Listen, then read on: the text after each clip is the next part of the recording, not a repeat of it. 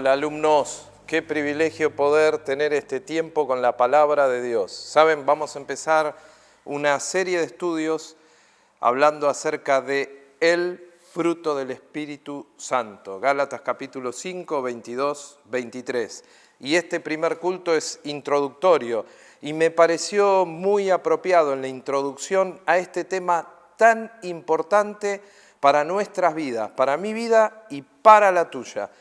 Comenzar hablando acerca de la historia de la humanidad, que en cierto modo es triste la historia de la humanidad, porque la podríamos dividir en tres etapas.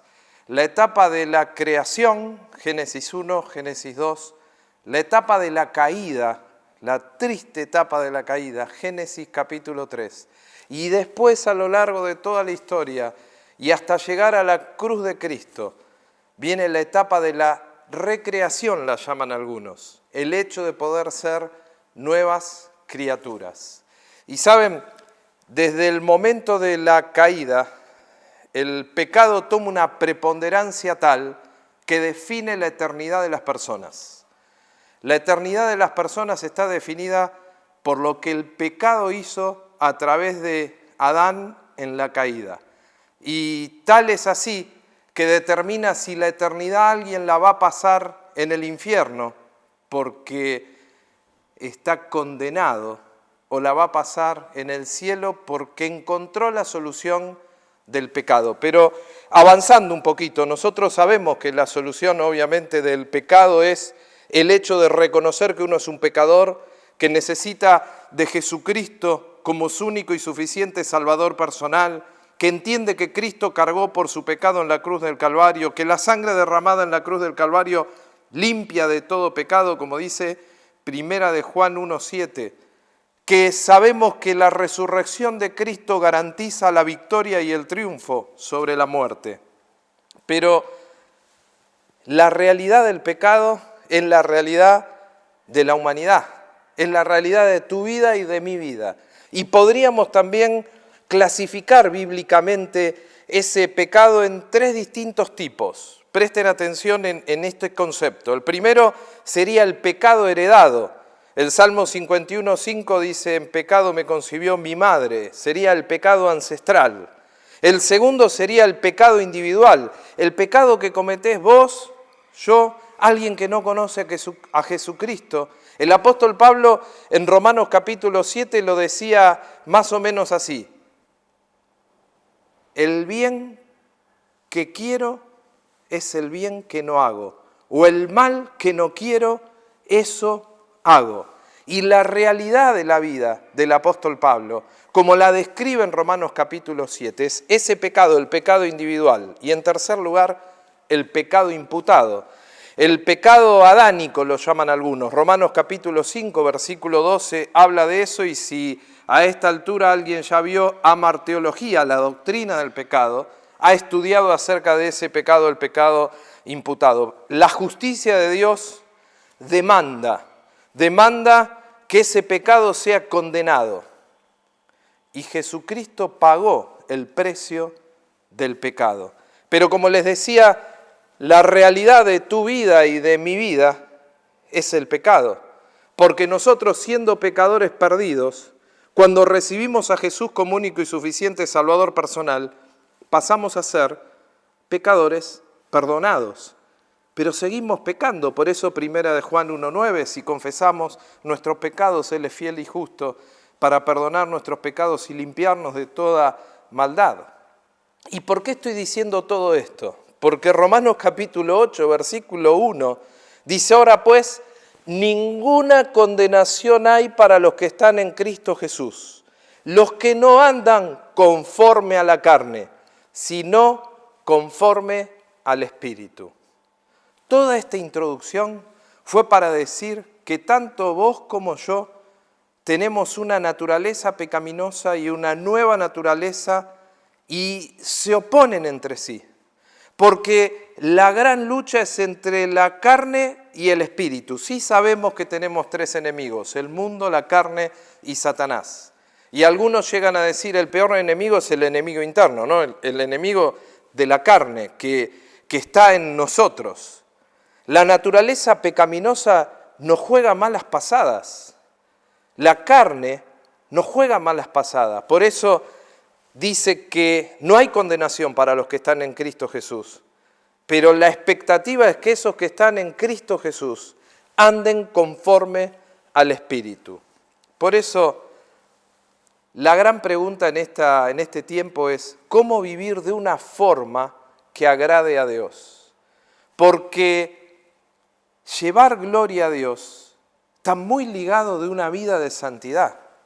¿Cómo vivir de una forma que agrade a Dios? Dice Gálatas capítulo 5, versículo 16. Digo pues, y estoy en el contexto de donde está Gálatas 5, 22, 23, que habla acerca del fruto del Espíritu. Digo pues, andad en el Espíritu y no satisfagáis los deseos de la carne, porque el deseo de la carne es contra el Espíritu, y el del Espíritu es contra la carne, y estos se oponen entre sí, para que no hagáis lo que quisierais. Pero si sois guiados por el Espíritu, no estáis bajo la ley, y manifiestas son las obras de la carne, que son adulterio, fornicación, inmundicia, lascivia, idolatría, hechicerías, enemistades, pleitos, celos, iras, contiendas, disensiones, herejías, envidias, homicidios, borracheras, orgías y cosas semejantes a estas, acerca de las cuales os amonesto, como ya os lo he dicho antes, que los que practican tales cosas no heredarán el reino de Dios. Y ahí hay un contraste ahora, dice más el fruto del Espíritu. Y hace un contraste entre las obras manifiestas de la carne y el fruto del Espíritu. ¿Cómo vivir de una forma que agrade a Dios? Déjame orar por la palabra de Dios que hemos leído y que el Espíritu Santo pueda ministrar a tu vida y a mi vida. Señor, bendice tu palabra que hemos abierto, bendice el corazón de cada una de las personas que van a poder estar leyendo, meditando en Gálatas capítulo 5, versículo 16 al 21, y ayúdanos, Señor, a tener vidas que puedan honrar y glorificar tu nombre, vidas que te agraden a ti. Te lo ruego en nombre de Jesús. Amén. ¿Cómo vivir vidas que agraden a Dios? ¿Saben? Eso lo vamos a responder en este pasaje a través de 3 preguntas. La primera pregunta tendría que ser, ¿con quién estás caminando? ¿Con quién estás caminando? En mi caso me tendría que preguntar, ¿con quién estoy caminando? Porque dice Gálatas 5, 16, 17, como leímos, digo pues, andad en el Espíritu. Esa palabrita andad es muy interesante en el original, porque es una palabra que tiene un prefijo, que es la palabra peri, el prefijo, y después está la palabra pateo, que tiene que ver con caminar, con los pasos que uno da en la vida. Dice, andad en el Espíritu.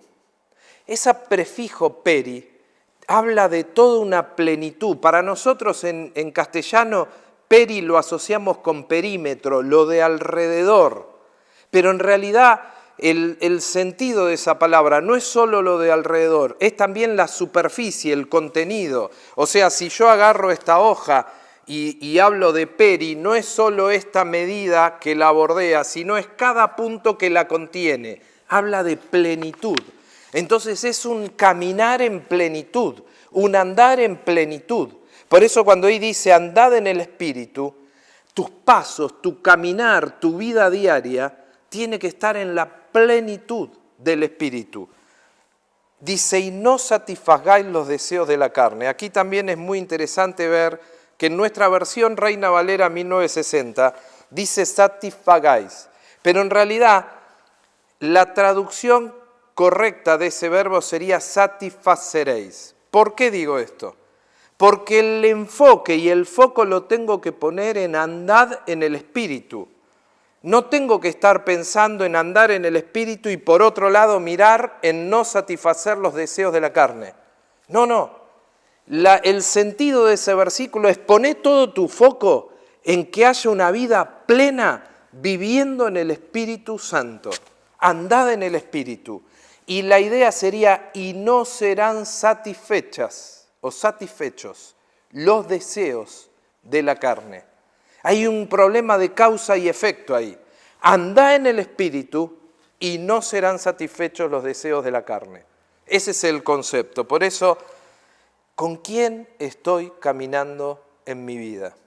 Y ahí vos tenés que responderte, ¿con quién estoy caminando en mi vida? Y saben, el hecho de andar en la plenitud del Espíritu tiene mucho que ver y está muy ligado, pero tendría que hacer otro estudio que no voy a hacer, respecto a los hábitos piadosos.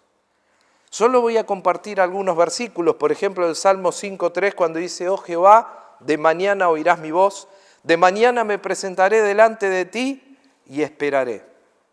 Quizás la pregunta ahí es, ¿cómo está tu vida de oración? Salmo 119.97 dice, oh cuánto amo yo tu ley, todo el día es ella mi meditación. Quizás ahí la pregunta es, ¿cómo está tu devocional? Tu vida de devoción. ¿Cómo está tu tiempo con la palabra de Dios? ¿Cómo está tu lectura bíblica? ¿Qué estudio de la Biblia estás haciendo? ¿Qué libro estás leyendo? Salmo 119.11 dice, en mi corazón he guardado tus dichos para no pecar contra ti. ¿Estás memorizando la palabra de Dios? ¿Qué versículo estás memorizando esta semana? Andad en el Espíritu. Tiene que ver con una plenitud, una vida plena en el Espíritu. Y está basada, el fundamento, no solo, sí el primer fundamento es Cristo, obviamente, pero luego empezás a edificar y vas poniendo hábitos piadosos.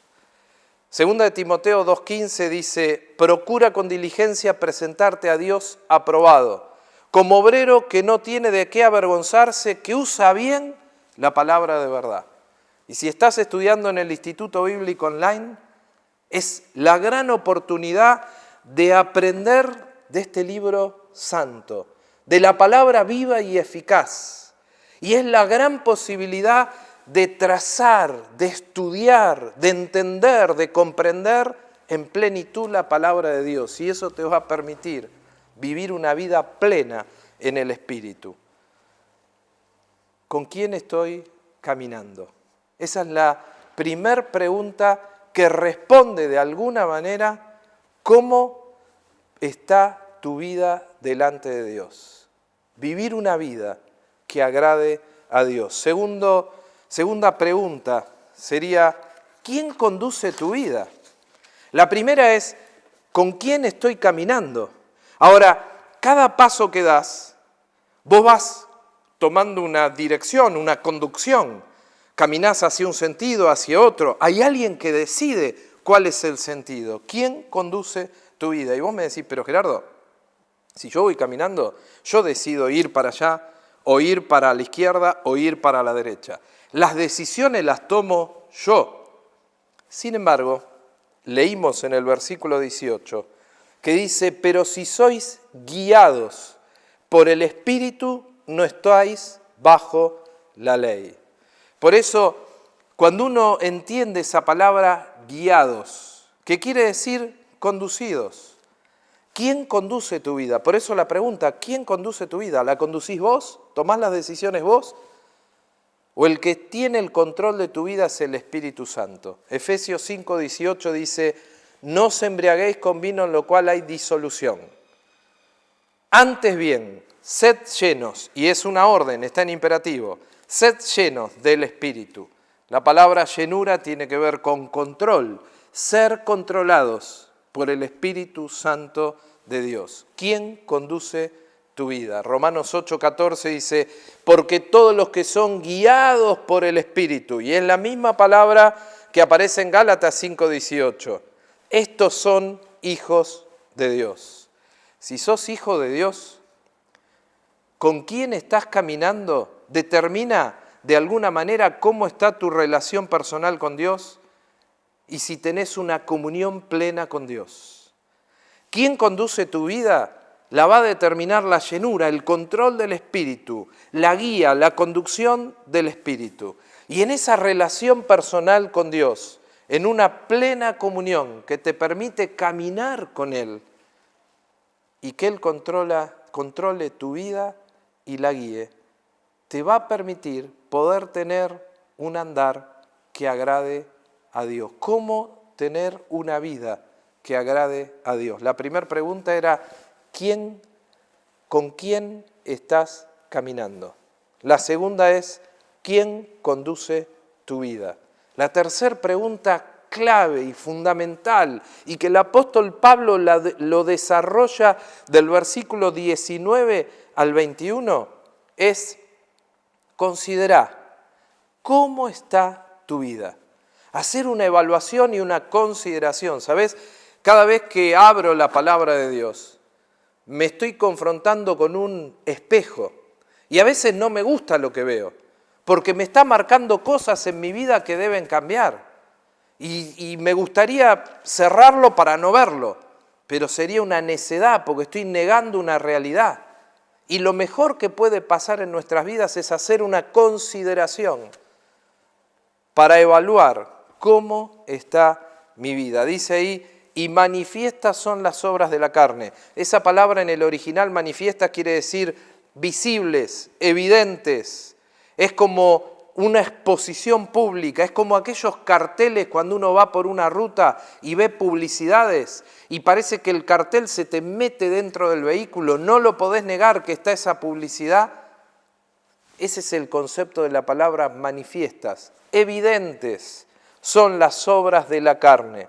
Y empieza a enumerarlas y dice adulterio, que tiene que ver con el engaño sexual, y el Señor habló en Mateo, habló acerca del adulterio, y cuando dice que el que mira y codicia en su corazón es comparable a aquel que adulteró.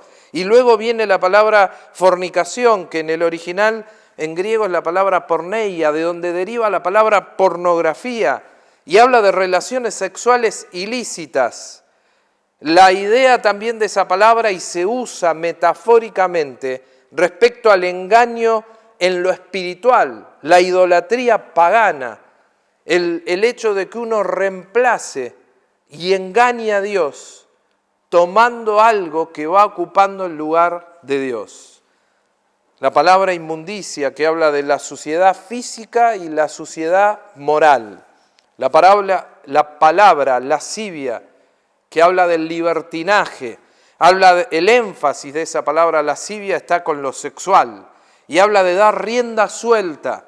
Y si evalúas un poquito el mundo en el cual vivimos y las noticias por donde se van, cuando uno ve aún en noticieros hoy y compara con noticieros que veía años atrás, puede llegar a ver esa lascivia, ese libertinaje, esa falta de respeto que tienen las personas que van hablando en lo público, y te rodeas de un mundo que está haciendo manifiestas esas obras, las obras de la carne, un mundo que se está perdiendo y que vive en el desenfreno, enloquecido, dándole rienda suelta a la carne. Idolatría, que tiene que ver con la adoración a una imagen, todo lo que va a reemplazar a Dios. La hechicería, como está descrita ahí, que significa primariamente la utilización de medicinas, de ahí deriva la palabra farmacia, fármacos. El hecho de esa palabra tiene que ver con encantamientos o envenenamientos, y dice que son manifiestas las obras de la carne, en hechicerías, en pleitos. La palabra ahí tiene que ver con rivalidad, riña, peleas. Compara a la iglesia de Corinto y lo que estaba viviendo cuando el apóstol Pablo escribe en 1 Corintios. La palabra celos, el hecho de, puede haber celo santo por la obra, pero el sentido de esta palabra y por el contexto, porque la palabra celo tiene que ver con hervir, con algo que, emociones descontroladas, pero el énfasis aquí está respecto a lo malo, a los deseos de la carne. Y entonces se traduce a veces movidos por envidia, como en Hechos capítulo 7, versículo 9, o de golpe ardéis de envidia, como en Santiago capítulo 4, versículo 2. La palabra iras, es muy interesante esa palabra iras, porque la palabra en sí es la palabra en el griego tumos, y vamos a ver el fruto del Espíritu, y va a haber un día que van a evaluar la palabra paciencia, que en el fruto del Espíritu ahí es macrotumia, largura de ánimo, gran ánimo largo. La palabra tumos acá tiene que ver con ánimo, pero el concepto de esa palabra indica una condición de sentimientos agitados. La ira es como aquel volcán que explota y el enojo que no es controlado termina siendo esa ira, la manifestación de las obras de la carne. Después de ira dice contiendas. La idea ahí de contiendas es generar de alguna manera algo que provoque la formación de partidos, el hecho de que haya seguidores de uno y seguidores de otro, bandos sería. El hecho de disensiones, aquel que busca dividir, está muy asociado a contiendas esa palabra disensiones. La palabra herejías, que la idea denota propiamente una predilección por una verdad en particular que lleva a pervertirla. Por eso de ahí salen las sectas, ¿sí? Las sectas, los herejes, es la verdad que se trastoca, la herejía. Envidias, es muy interesante porque esa palabra envidia tiene que ver con destruir corrompiendo. El efecto de malas compañías te lleva a tener o buscar la envidia. Homicidios, que tiene que ver con muerte, ¿no? Borracheras, que el énfasis ahí es el hecho de tomar bebidas fuertes y llegar al descontrol. Orgías, que tiene que ver con el desenfreno. Y dicen que está asociada con la embriaguez, las borracheras, porque primero está la borrachera y después está el desenfreno, el descontrol. Pero por las dudas el apóstol Pablo dice, y cosas semejantes a estas. Entonces vos empezás a evaluar y decís, no, realmente en mi vida adulterio no hay, sos un hombre casado, una mujer casada, pero quizás hay pornografía, pero quizás hay cosas ocultas delante de Dios que hay que tratar. Por eso es tan importante considerar cómo está tu vida. Y quizás decir, no hay fornicación y no hay adulterio, pero hay ira, hay enojo. Y uno va evaluando su vida. Y yo les digo, cuando yo hago una evaluación de mi vida, ya se los dije, veo cosas ante la palabra de Dios que no me gusta lo que estoy viendo. Pero es una realidad de nuestra vida y que tenemos que tratarlas. Y la mejor manera de tratarlas es con la palabra de Dios y el Espíritu Santo. Por eso es tan importante considerar cómo está tu vida. Después de ver estas tres preguntas y entender con quién estás caminando, con quién vas caminando en tu vida. La segunda, ¿quién conduce tu vida? Y la tercera, considerar cómo está tu vida. Cuando ya tenés formuladas esas preguntas, viene ese contraste que dice más el fruto del Espíritu. Y saben, quiero hacer un énfasis aquí, porque ustedes van a ver amor, gozo, paz, paciencia, benignidad, bondad, fe, mansedumbre, templanza. Van a ver esos 9. Pero quizás uno puede cometer el error de pensar que son 9 distintos, 9 diferentes, que puedo tener amor pero puedo no tener gozo. Hay un énfasis ahí. No dice los frutos del Espíritu, dice más el fruto del Espíritu. Él es uno solo.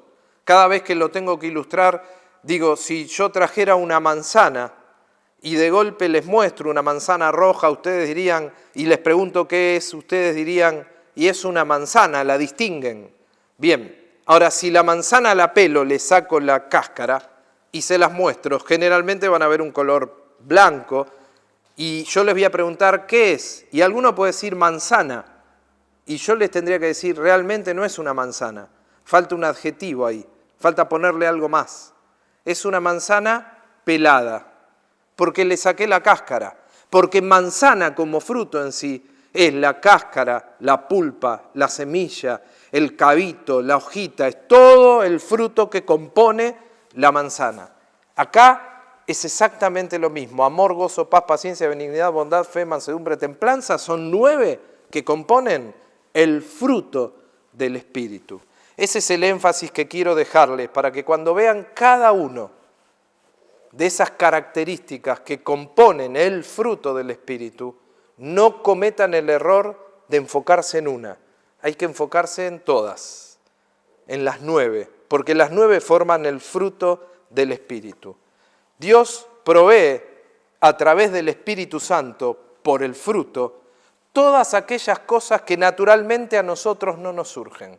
Y eso es lo que vamos a estudiar en los próximos cultos que tengamos.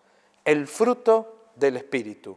Pero antes de estudiarlo, medita muy bien. ¿Con quién estás caminando? ¿Quién conduce tu vida? Considera cómo está tu vida delante de Dios. El apóstol Pablo, en Gálatas capítulo 4, versículo 19, llegó a escribir, inspirado por el Espíritu Santo: hijitos míos, por quienes vuelvo a sufrir dolores de parto, hasta que Cristo sea formado en vosotros.